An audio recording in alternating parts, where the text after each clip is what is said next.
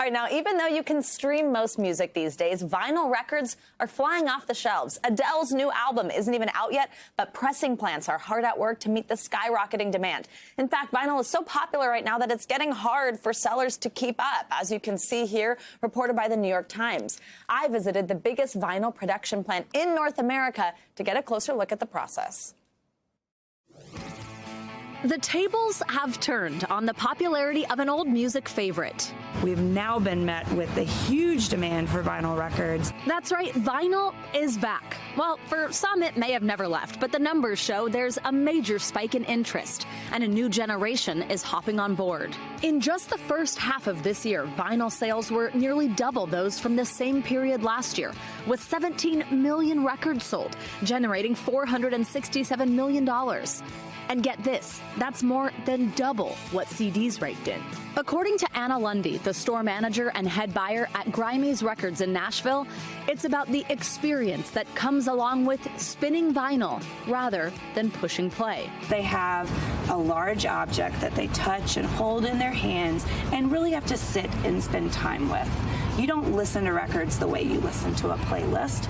You sit there with it and you turn the record over when it's time to hear the other side. Apparently, a lot of people feel that way. The interest is so high, it's causing delays and shortages that are even impacting artists' release schedules. People who decide today that they want to have a vinyl record manufactured may not be getting that record until next summer. That's because the demand is not in harmony with production timelines. When we paid a visit to United Records Pressing, the largest operation in North America, we learned it's an intense process. So these are the mothers that we're going to use to make additional stampers. As Vice President of Operations Matt Lindsay shows us, it begins with this lacquer material, only available from one source in Japan. A cutting machine puts in the grooves, and then... And we build up what they call the father. The father is the first step in the electroplating process.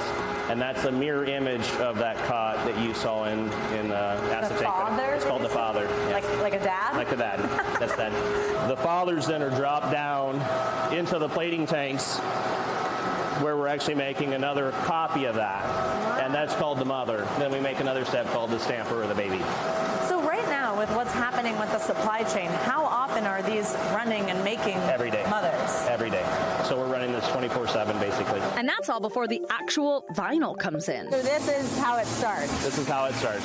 This is heated up, then it's put into a press, approximately 100 tons, and it squeezes it down to the right size. Those machines are mostly from the 70s and cost a lot to keep up.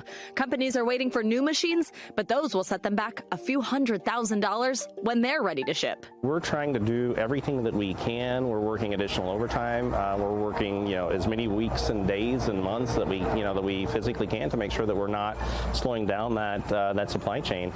This is the turtleneck you're looking for. That's music to the ears of record collectors everywhere, like Adam Gold. I think it's sort of proven itself as a format that has, endured more than CDs or any other physical format. A format that's certainly proven its value over Gold's 20 years collecting.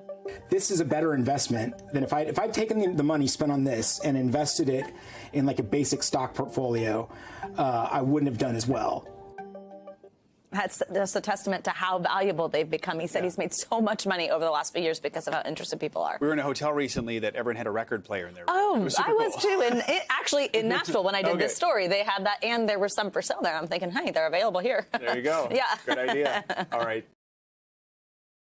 Thanks for watching our YouTube channel. Follow today's top stories and breaking news by downloading the NBC News app.